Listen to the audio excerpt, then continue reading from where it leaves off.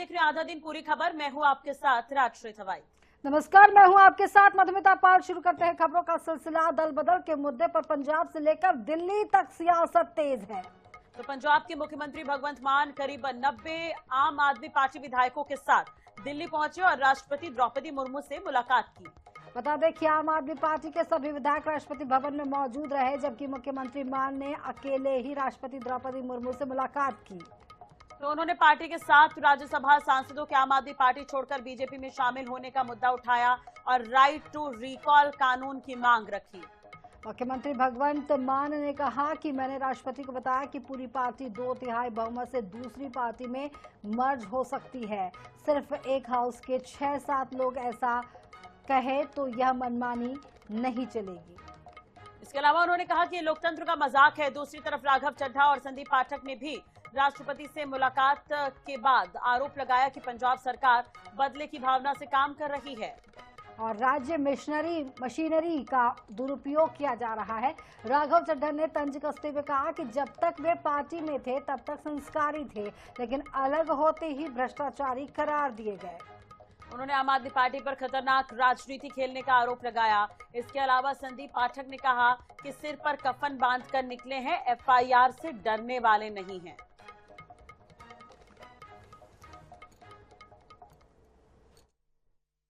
एक प्रतिशोध और बदले की आग में जल रही पंजाब सरकार और आम आदमी पार्टी ने जिस प्रकार से वेंडेटा पॉलिटिक्स और बदले की भावना से प्रेरित होकर पंजाब की स्टेट मशीनरी का इस्तेमाल करके तमाम वे सांसद जिन्होंने संविधान के प्रावधानों का इस्तेमाल करते हुए आम आदमी पार्टी से अपनी असहमति दर्ज कराते हुए उसे त्यागा, इस सारी वारदातों को, कथन को हमने आज ऑनरेबल प्रेसिडेंट ऑफ इंडिया के समक्ष रखा और सीधे तौर पर यह बात कही।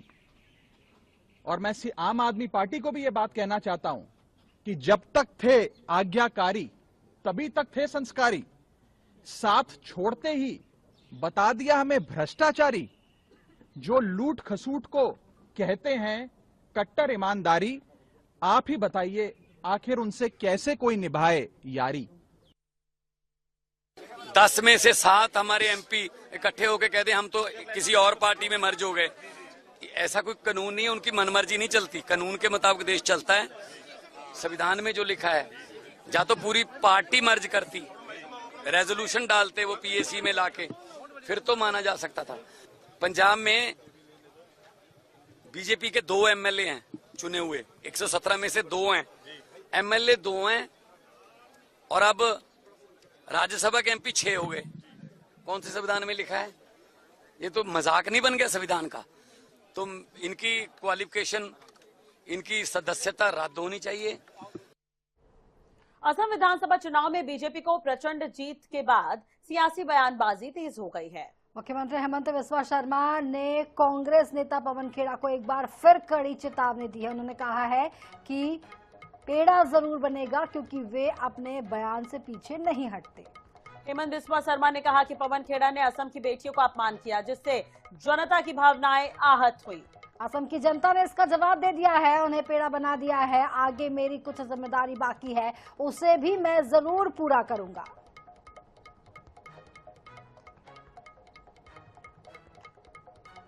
पवन खेड़ा के लिए मेरा एक कमिटमेंट था कि सुप्रीम कोर्ट ने भी उनको बोल दिया है कि असम का थाना में आके हजीरा लगाने के लिए। बाकी आगे आगे आप फिल्म देखते रहो। पेड़ा का क्या होगा?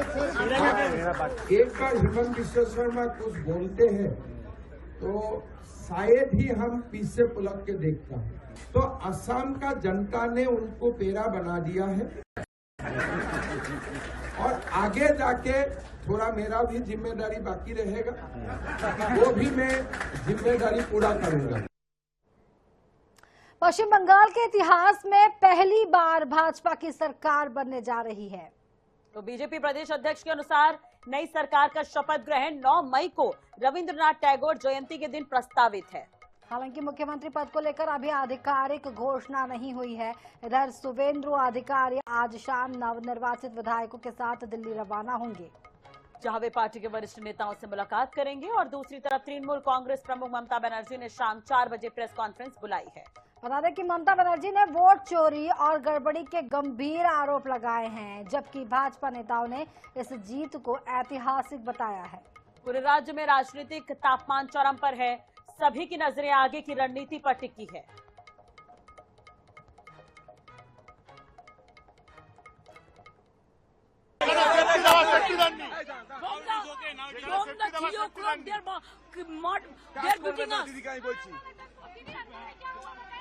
मेरे को पिटाया, मेरे को लात मारा, सीसीटीवी ऑफ कर दिया, हमारा एक एजेंट को घुसने नहीं दिया।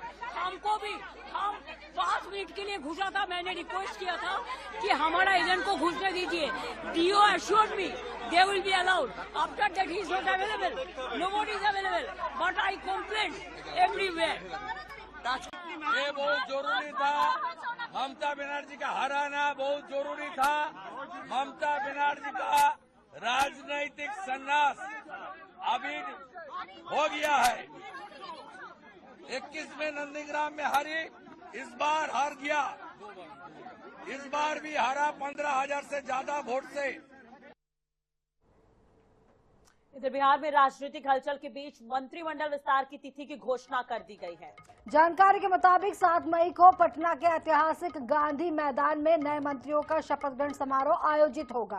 तो इस समारोह में प्रधानमंत्री नरेंद्र मोदी, गृह मंत्री अमित शाह समेत एनडीए के वरिष्ठ नेता शामिल हो सकते हैं। सूत्रों के अनुसार मुख्यमंत्री सम्राट चौधरी ने पूर्व मुख्यमंत्री नीतीश कुमार से मुलाकात के बाद दिल्ली में अहम बैठकें की है, जहां मंत्रियों के नामों पर अंतिम मुहर लगने की संभावना है। अब इस विस्तार में सामाजिक और क्षेत्रीय संतुलन पर विशेष ध्यान दिया जाएगा। नए चेहरों के साथ अनुभवी नेताओं को भी जगह मिल सकती है। राजनीतिक हलचल तेज है और सभी की नजर अब 7 मई के शपथ ग्रहण समारोह पर टिकी हुई है।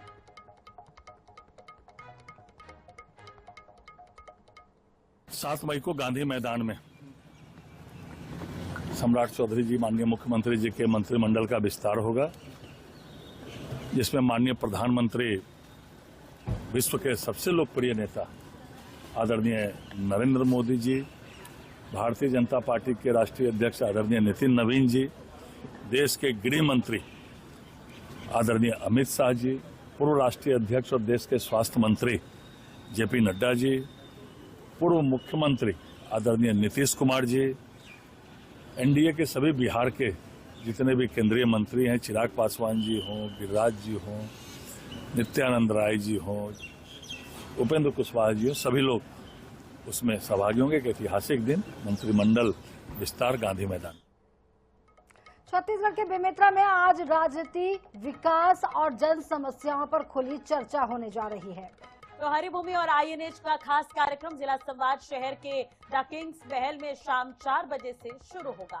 कार्यक्रम में प्रधान संपादक डॉक्टर हिमांशु द्विवेदी प्रदेश सरकार के 2 साल पूरे होने पर जिले के विकास कार्यों की समीक्षा करेंगे और जनता से जुड़े मुद्दों पर जनप्रतिनिधियों व प्रशासन के साथ सीधा संवाद होगा। मंच पर सांसद विजय बघेल, कैबिनेट मंत्री दयालदास बघेल, पूर्व मंत्री रविंद्र चौबे, विधायक दीपेश साहू और ईश्वर साहू के साथ पूर्व विधायक आशीष छाबड़ा और गुरदयाल सिंह बंजारे समेत कई दिग्गज मौजूद रहेंगे। कार्यक्रम में मंथन के जरिए बेमेतरा की विकास और समस्याओं पर अहम चर्चा होगी।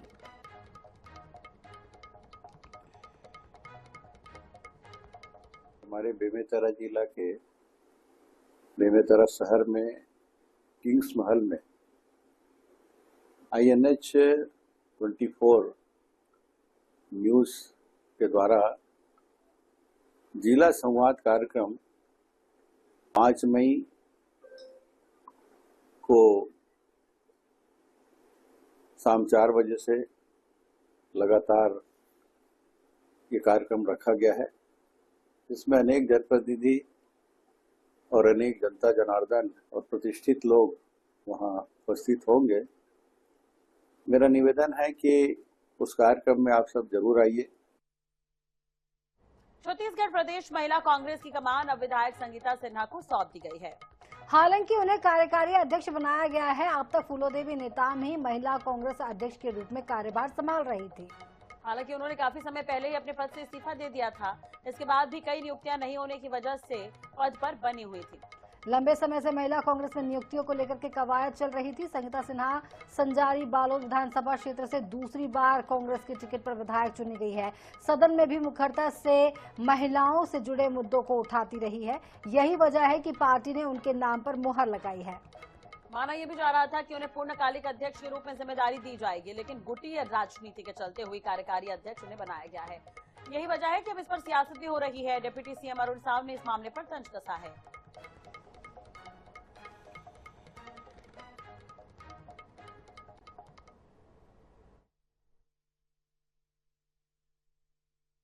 संजारी बालोद से महिला प्रदेश अध्यक्ष बनी, कांग्रेस की कमान मिली है। किस प्रकार से क्या तैयारी आपकी?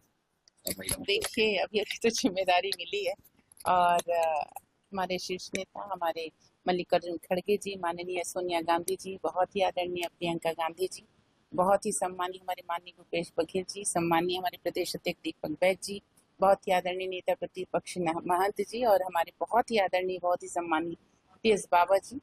आप सभी को मेरा बहुत बहुत धन्यवाद, क्योंकि आप सभी के सहयोग से ये मुझे आशीर्वाद प्रदान हुआ है। फूलोदेवी नेताम जी बहुत ही आदरणीय हमारी महिला नेत्री है और जिस विश्वास से उन्होंने मुझे ये नेतृत्व प्रदान किया है, मैं कोशिश करूंगी उसमें खरा उतरने की। जो राष्ट्रीय कांग्रेस पार्टी की जो संगठन है, जिस महिलाओं का संगठन है, उसको मजबूत करने का मैं अथक प्रयास करूंगी। जी, कहीं ना कहीं पार्टी में आपको जिम्मेदारी मिल जाती है, दूसरे लोग को जिम्मेदारी नहीं पाती, तुमको कैसे टीम में लेके चलेंगे और आगे क्या करेंगे? हम सभी महिलाएं जो कांग्रेस पार्टी की हैं, सभी एक हैं, सभी बहनें। उससे पहले भी मेरा बयान था कि किसी को भी अगर प्रदेश कांग्रेस के अध्यक्ष बनाते हैं तो हम सब एक साथ मिलकर काम करेंगे। आज भी सभी बहनों को मेरे पास विषय है, सब महिलाएं हमारी बहनें एक साथ मिलकर हम काम करेंगे। ये संगीता सिन्हा मैम है, कहीं ना कहीं एक साथ मिलकर काम करेंगे। बीजेपी के खिलाफ आप हल्ला बोलेंगे, आप लोग सरकार इस पर आएगी? जरूर, हम बीजेपी के खिलाफ इसलिए कि 33% आरक्षण पे कितना प्रोपेगेंडा किए हैं, उसका भी सब अब संगठन में मिलकर चर्चा होगा और सब मिलके हम जाएंगे। संगीता सिन्हा में कहीं ना कहीं जिम्मेदारी मिली है आज और आगे बीजेपी के खिलाफ हल्ला बोलने की बात कर रही है, महिलाओं की बात बुलंद करने की बात कर रही है। आगे देखते हैं क्या होता है, लेकिन फिलहाल जिम्मेदारी मिली और सब इनको बधाई दे रहे हैं। बिलाई दिन से प्रदीप राव।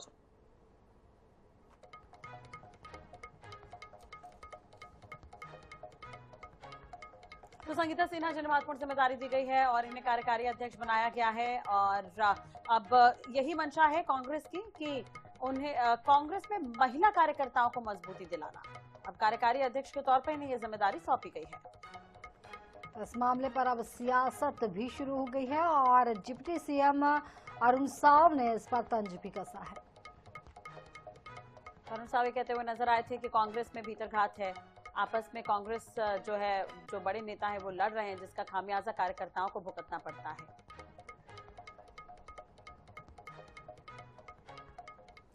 धार से इस वक्त बड़ी खबर निकल कर आ रही है। बोरिंग वाहन ने 3 मजदूरों को कुचला, तीनों मजदूरों की हुई मौत। इस वक्त बड़ी खबर धार से। तो वाहन के नीचे सो रहे थे तीनों मजदूर, ये बड़ी खबर हम आपको बता रहे हैं, और तीनों ही मृतक छत्तीसगढ़ के निवासी। पीथमपुर के गवला गांव की ये घटना है। सेक्टर 1 थाना क्षेत्र का ये पूरा मामला बताया जा रहा था। इस वक्त बड़ी खबर निकल कर आ रही है धार से। यहाँ पर बोरिंग वाहन ने 3 मजदूरों को कुचला है। वो तीनों ही छत्तीसगढ़ के रहने वाले बताए जा रहे हैं। बोरिंग वाहन ने 3 मजदूरों को कुचला। धार से इस वक्त बड़ी खबर, तीनों मजदूरों की मौत हो गई है।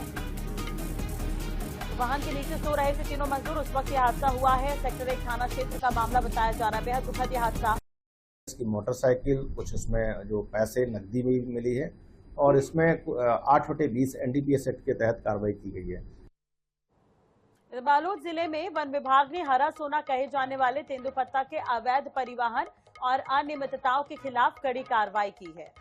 3 मई को वन विभाग की टीम ने नियमों को ताक पर रखकर तेंदुपत्ता ले जा रहे वाहनों को जब्त किया। डौनी लोहारा वन परिक्षेत्र में संबलपुर के पास घेराबंदी कर वन विभाग की टीम ने 2 पिकअप रोकी।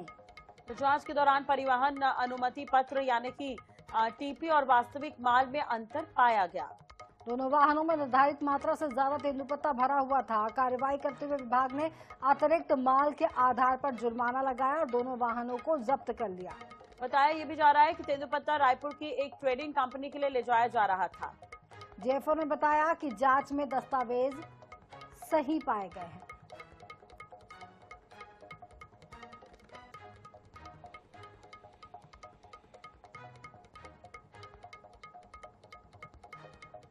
पटेरा नगर के ITI के पास एक खेत में लगी तार फेंसिंग में करंट फैलने से 8 गौवंशी की दर्दनाक मौत हो गई। स्थानीय लोगों ने 3 गौवंशों को करंट लगने से बचाया। खेत में एक बिजली लाइन का तार भी टूटा मिला, जिसमें करंट नहीं था। किसान द्वारा खेत में डाली गई बिजली लाइन से तार फेंसिंग में करंट फैलने की आशंका जताई गई। घटना को लेकर गौ सेवकों में आक्रोश का माहौल है। तो वहीं पटेरा थाना प्रभारी और तहसीलदार को आवेदन देकर जांच की मांग की गई है।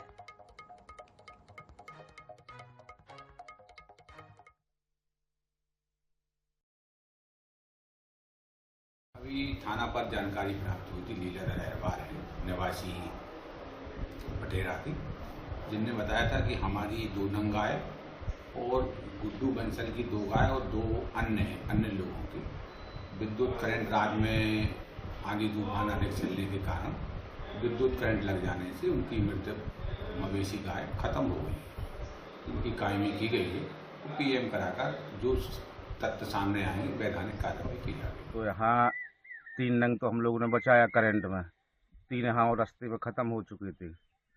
इसके बाद में 5 नंग अंदर मिले, एक किसी करंट में मरे हैं। वो जो कटीला तार है, इस कटीला तार में करंट रहा है, जहाँ से जैसो चाहे मूंग वालों ने लगाया होगा उसमें। फिर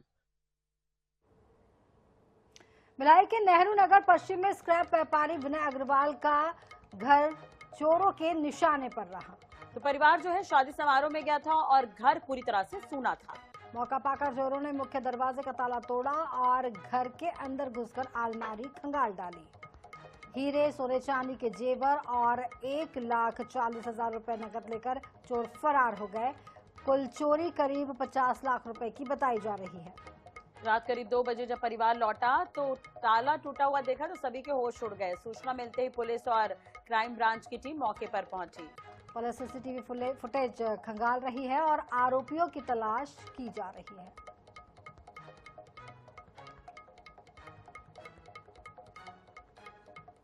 रायगढ़ कलेक्ट्रेट के सृजन सभा कक्ष में सोमवार को छत्तीसगढ़ शासन के कृषि उत्पादन आयुक्त शहला निगार की अध्यक्षता में संभाग स्तरीय बैठक संपन्न हुई। इस बैठक का मुख्य उद्देश्य रबी विपणन वर्ष 2025-26 की समीक्षा करना और खरीफ 2026 के लिए कृषि कार्यों की कार्य योजना तैयार करना था। बैठक में बिलासपुर संभाग के 8 जिलों के कलेक्टर शामिल हुए। तो वहीं बैठक में कृषि विकास को गति देने और आगामी खरीफ सीजन की तैयारियों को लेकर कई महत्वपूर्ण बिंदुओं पर चर्चा की गई। बैठक में संभाग कमिश्नर भी मौजूद रहे। मीडिया से चर्चा करते हुए उत्पादन आयुक्त शैला निगार ने कहा कि बैठक में बीज और उर्वरक के पर्याप्त भंडारण, वितरण व्यवस्था और किसानों तक समय पर उपलब्धता सुनिश्चित करने को लेकर के विस्तार से चर्चा हुई। बैठक में मुख्य रूप से आज का एजेंडा यह था कि आने वाले जो खरीफ की फसल है उसके बारे में क्या रणनीति अपनाई जानी है पूरे संभाग में, जिससे कि उत्पादकता बढ़े और किसानों को सुविधा मिले और किसानों का जो उत्पादित सामग्री है उसको सही समय पर विक्रय हो सके। ये एजेंडा था, रबी की समीक्षा थी और खरीफ की तैयारी की थी। मुख्य रूप से बीज और उर्वरक के भंडारण के बारे में बात हुई और बायो फर्टिलाइजर और आदि सभी चीजों को, और जो कृषि विभाग की और उद्यानिकी की मुख्य योजनाएं हैं, केंद्र प्रवर्तित और राज्य पोषित योजनाएं, उनके प्रगति की समीक्षा। बड़ी खबर इस वक्त रायपुर से आ रही है। सुशासन त्योहार पर CM साय का बड़ा बयान। सुशासन त्योहार में अच्छा रिस्पांस मिल रहा है। तो 2 दिनों में 6 जिलों का दौरा कर चुके हैं। ग्रामीण क्षेत्रों में अचानक जा रहे हैं मुख्यमंत्री, पेड़ों के नीचे चौपाल लगा रखे हैं। लोगों से समस्याएं पूछ रहे हैं। राशन, पानी, बिजली मिल रही है या नहीं है, उनसे समस्याएं पूछ रहे हैं। PM सम्मान निधि का पैसा मिल रहा है। तो आपको बता दें कि इस वक्त बड़ी खबर निकल कर आ रही है रायपुर से और सुशासन त्योहार को लेकर के यहाँ पर CM साय का बड़ा बयान निकल कर आया है। तो उन्होंने कहा कि अच्छा रिस्पांस मिल रहा है, लोगों तक पहुंच रहे हैं, तो बातचीत हो रही है। और CM ने ये भी कहा कि राशन, पानी, बिजली मिल रही है या फिर नहीं, इसका भी जायजा लिया जा रहा है। तो सुशासन त्योहार का रिस्पांस अच्छा है। 2 दिनों में 6 जिलों का दौरा हो चुका है। इस बात की जानकारी खुद मुख्यमंत्री ने दी।